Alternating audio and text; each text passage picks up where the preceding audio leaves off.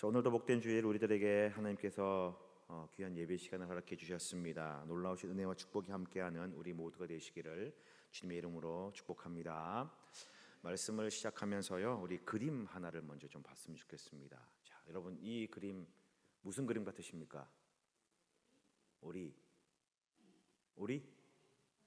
예, 자, 여러분 잘 보십시오. 오리 같죠? 자, 근데 대부분 이렇게 오리라고 말씀하시잖아요. 근데 잘 보시면요, 오리 주둥이처럼 보이는 거 있죠. 이게 여러분 귀입니다. 그리고 오리 눈처럼 생긴 게 눈이고요. 오리의 뒤통수처럼 생긴 게 입입니다. 그러면 뭐처럼 보이십니까? 토끼처럼 보이시죠. 예. 어떻게 보면 오리고 어떻게 보면 토끼 같은 그림입니다. 자, 여러분 딱 보았을 때의 오리지만 설명을 들으니까 이제 토끼처럼 보입니다. 자, 이 그림은 뭐냐면 1892년에 독일의 플리겐테 블라터라고 하는 이 시사 잡지가 있습니다. 그 시사 잡지 풍자하는 그런 시사 잡지에 나온 처음 소개된 그런 그림입니다. 그리고 오스트리아 그리고 영국의 철학자인 이 비트게슌타인이라고 하는 사람이 이 그림을 인용하면서 우리가 보는 시각 그리고 생각에 대한 인지에 대한 부분을 설명할 때 이 그림을 사용했습니다. 그래서 아주 유명한 그림이 됩니다. 자, 이 그림의 핵심이 뭐냐면요, 바로 그겁니다. 그림이 바뀐 게 아니잖아요, 그죠? 뭐 종이의 질감도 바뀐 것도 아니고요, 색상이 바뀐 것도 아니잖아요. 그럼 뭐가 바뀌었느냐?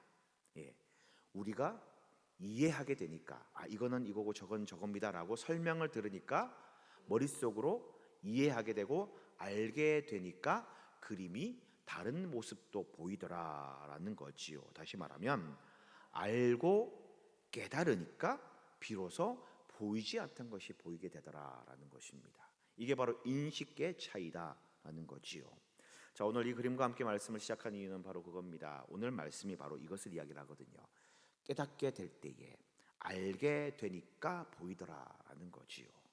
오늘 본문의 말씀이 어떤 내용입니까? 예수님께서 죽으시고 부활을 하셨습니다. 그런데 아직까지 많은 사람들이 이 부활의 예수님을 알지 못하는 그런 상황에서 예수님의 죽으심만 알고 있던 이 제자들 중에 두 사람이 예루살렘을 떠나서 엠마오로 가는 그런 이 여정이었습니다. 자, 예루살렘을 떠나서 왜 엠마오로 갔느냐? 물론 절기가 마무리되는 그런 시점도이기도 하지만, 그러나 예수님이 죽으시고 그들이 가졌던 기대와 소망이 사라지니 이제 모든 것들을 버리고 고향으로 돌아가는 그런 걸음이었습니다. 낙심과 실망으로 이제 되돌아가는 그런 여정이었지요. 그런데 그런 그들의 여정에 누군가가 찾아옵니다. 같이 그 여정에 동참하게 됩니다. 누구냐? 부활하신 예수님이다라는 겁니다. 예수님께서 그들과 함께 길을 걸으시고 그들과 대화를 하십니다. 자, 그런데 참 재미난 사실이 이거예요. 그들이 예수님을 알아보지 못합니다. 예수님과 동행하는데 예수님을 알아보지 못합니다. 같이 길을 걷고 같이 대화하고 서로 이 말씀까지 들었는데, 그런데도 이 제자들은 같이 계신 분이 누군지 알지 못합니다. 날이 저물어 가지고 함께 이 예수님과 얘기하는 것이 너무 좋으니까 함께 우리가 좀 더 쉬었다가 가시라라고 좀 더 있는 시간을 가지려고 그렇게 노력까지 했음에도 불구하고 이분이 예수님인지를 알지 못한다라는 거죠. 왜입니까? 왜 그들은 예수님의 제자들임에도 불구하고 예수님인지를 알아보지 못하느냐? 이게 바로 오늘 우리가 함께 나눌 말씀의 신앙의 원리 가운데 나온다라는 거지요. 그렇다면 그들은 왜 예수님을 못 알아봤을까? 그리고 오늘 말씀에서 우리들에게 주는 신앙의 원리는 무엇일까? 그 원리를 생각하면서 우리 생각이 열리고 그리고 결단하는 귀한 시간 되기를 바랍니다. 자, 첫 번째 신앙의 원리는 뭐냐면요, 깨닫지 못하면 보이지 않는다라는 거죠. 깨닫지 못하면 보이지 않는다. 예수님은요 그들에게 이렇게 이야기를 합니다. 자, 25절 말씀인데 같이 한번 읽어보도록 하겠습니다. 25절 같이 읽습니다. 시작. 이르시되 미련하고 선지자들이 말한 모든 것을 마음에. 자, 동행하신 예수님께서요 이 제자들 하는 얘기를 쭉 들었습니다. 무슨 일이 있었고 예루살렘에 예수님이 어떻게 되었고 그런 이야기를 쭉 듣게 됩니다. 이 예수님의 처형 사건을 이야기를 한 거지요. 이 얘기를 듣고 난 예수님이 이 제자들에게 미련한 자야, 더디 믿는 자들이야 라고 그렇게 말씀하십니다. 꾸짖는 거죠. 근데 이 말씀은 단순한 꾸짖음이 아니라 그들의 상태, 그들의 모습을 정확하게 지적하는 그런 말씀이었습니다. 자, 이 제자들은요, 예수님을 잘 알고 있었습니다. 예수님 누구인지 잘 알고 있습니다. 예수님의 기적도 알고 예수님의 가르침도 들어서 알고 있고, 그것뿐입니까? 이들도 유대인들이잖아요.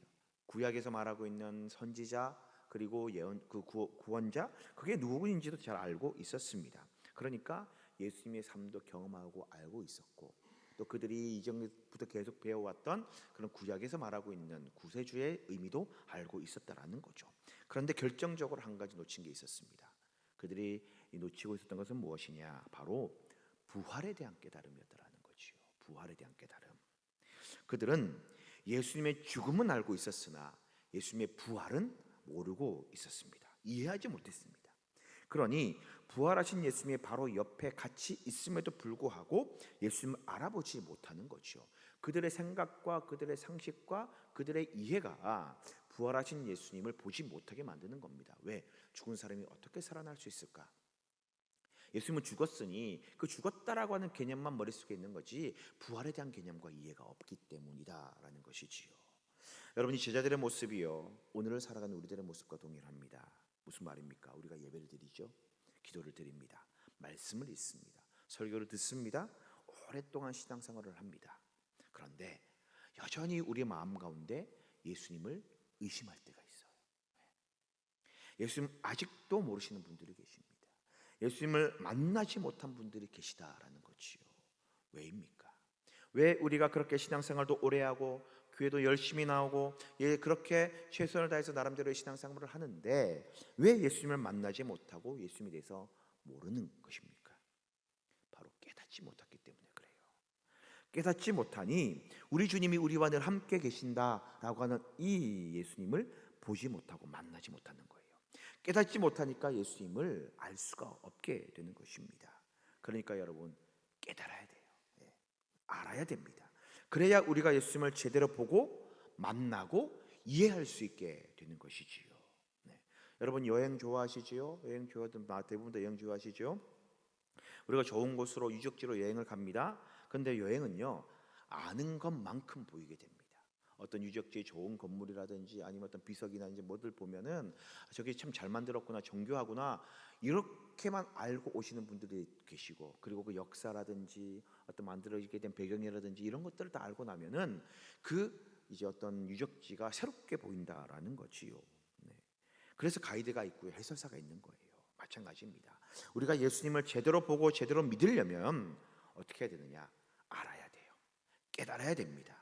예수님에 대해 알아야 그만큼 보이고 경험하게 되는 것이고 예수님을 만날 수 있게 된다라는 것이요. 그러니 여러분, 예수님을 더 많이 알아가시기를 바랍니다.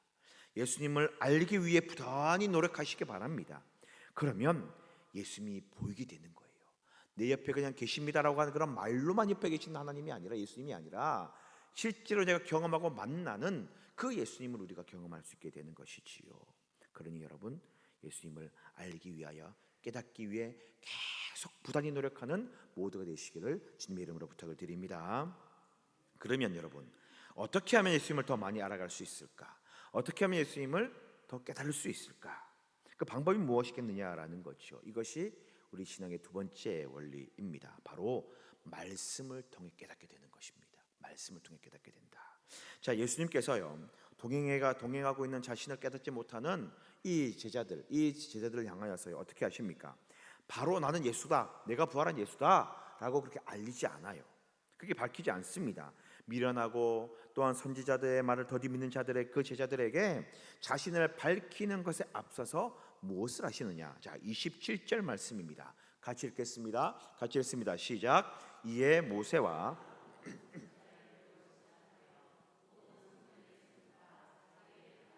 자세히 설명하시니라.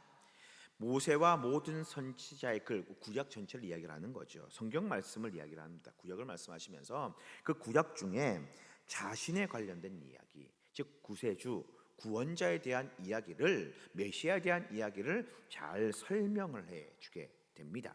예수님은요, 내가 누구인지를 밝히지 않습니다. 어떤 기적을 보여주지도 않았습니다. 그저 제자들과 함께 동행하면서 그들의 얘기를 듣고 그리고 성경에 나타나 있는 메시아, 예수 구원자에 대한 이야기를 하게 되는 거죠.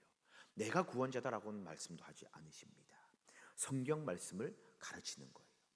성경 전체 그 모든 것에서 구원자에 대한 메시아에 대한 말씀을 가르쳐 줍니다. 여러분 이게요 정말 중요한 말씀입니다.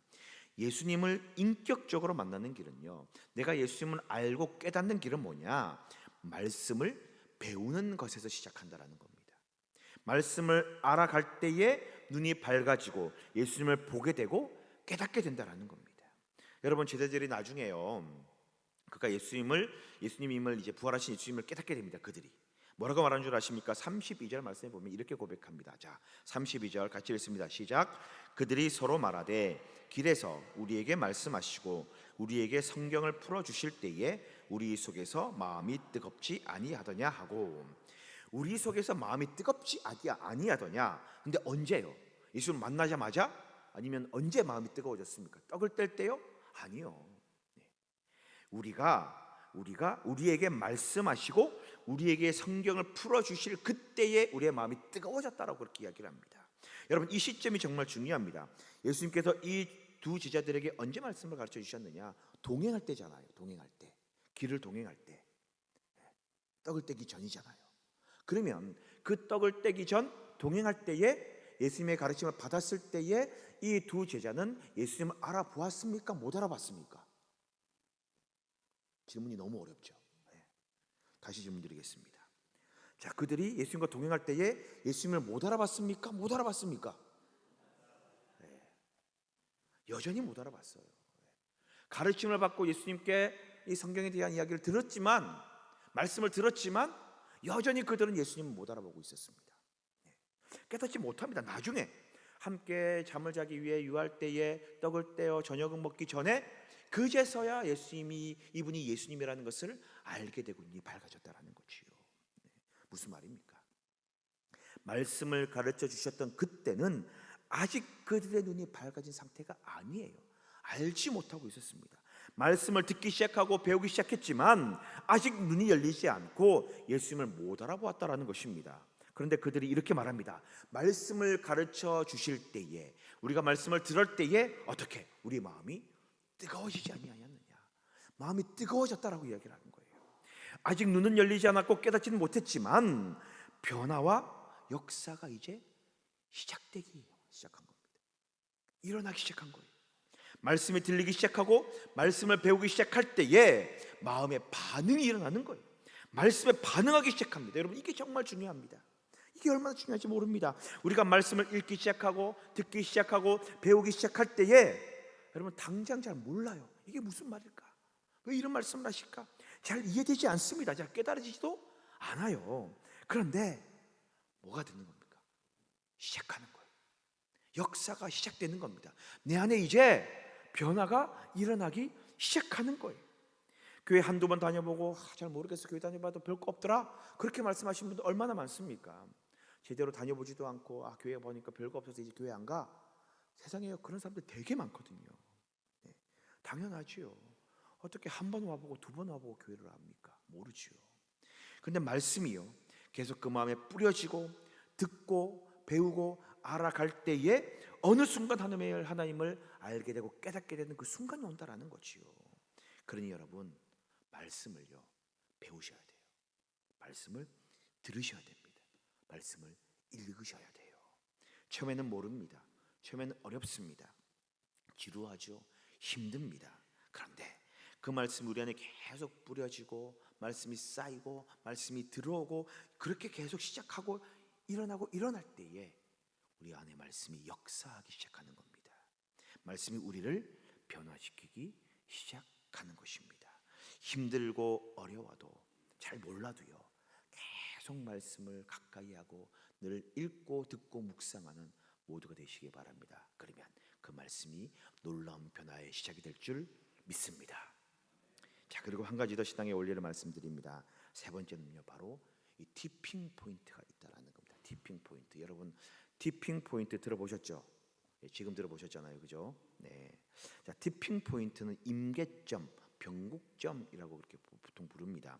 우리가 쉽게 어떤 터닝 포인트라고 말하는데 그렇게 비슷하게 사용하는데 조금 다른 개념입니다. 터닝 포인트는 뭐냐면 내가 어떤 계기와 뭐 예를 들어서 수련회라든지 부흥회를 통하여서 성령님을 경험하고 내 인생이 확 바뀌는 것, 완전히 돌아서는 것을 터닝 포인트라고 이야기를 한다면, 이 티핑 포인트라고 하는 말은 뭐냐면 계속해서 어떤 일을 내가 계속 진행을 하잖아요. 그러면 어느 순간 그 일에 확 성장하는 그런 계기가 있습니다. 폭발적으로 올라가는 그런 계기가 있어요. 이게 티핑 포인트라고 이야기를 합니다. 예를 들면 이런 겁니다. 여러분, 우리가 다이어트를 하잖아요. 다이어트를 막 열심히 운동을 하고 뜁니다. 그러면 처음에는 살이 잘 안 빠져요. 살이 더딥니다. 한 일주일 한 달 하다 보면 살이 좀 빠져야 되는데 효과가 없는 것 같아요. 예. 그러면 이내 별 효과가 없네. 그러면서 이제 포기하는 사람들이 대부분이거든요. 근데 그런 또 효과가 없고 뭔가 큰 변화가 없더라도 꾸준히 계속해서 하다 보면은 어느 순간 갑자기 살이 확 빠지는 경우가 있어요. 예. 아무도 경험해 보지 못했습니까? 네, 그런 경우가 있습니다. 공부를 열심히 하죠. 영어 공부 누가 막 합니다. 막 하는데 처음에 하루하고 이틀하고 3일하고 잘 몰라요. 영어가 늘지는 것 같지도 않고 막 여전히 뭐 외국인들 만나면 두렵고, 근데 어느 순간 이게 쌓여가지고요 실력이 확 뛰어오르는 그런 이 계기가 생깁니다. 그게 바로 티핑 포인트, 이게 임계점이라고 하는, 변곡점이라고 하는 이 티핑 포인트, 그 순간을 이야기를 합니다. 자, 우리의 신앙생활도 마찬가지예요. 신앙생활도, 그 교회 부흥도 마찬가지입니다. 자, 말씀을 보십시오. 이 두 제자가 언제 이 예수님을 알아보느냐. 자, 30절과 31절 조금 길지만 같이 한번 읽겠습니다. 30절 31절 시작. 그들과 함께 음식 잡수실 때에 그들이 눈이 밝아져 그인 줄 알아보더니 예수는 그들에게 보이지 아니하는지라. 언제 이들이 예수님을 알아보느냐. 예수님과 함께 저녁을 먹을 때, 예수님께서 떡을 가지사 축사하시고 떼어서 줄 때에 그때의 눈이 딱 밝아지는 거예요. 떡을 떼는 그 순간이 그들의 눈이 밝아지는 티핑 포인트가 되는 거예요. 이 제자들에게 바로 이 떡을 떼는 순간, 그때 예수님을 깨닫고 보게 되는 겁니다. 예수님을 경험하게 되는 거지요. 여러분, 반드시 기억해야 될 게 바로 이겁니다. 말씀을 듣고 배울 때 그때 여러분 바로 예수님을 만나는 게 아닙니다. 물론 그런 경우도 있긴 하지만 대부분 우리의 말씀이 점점 쌓이는 거예요. 처음엔 잘 몰라요. 알지 못합니다. 어렵습니다.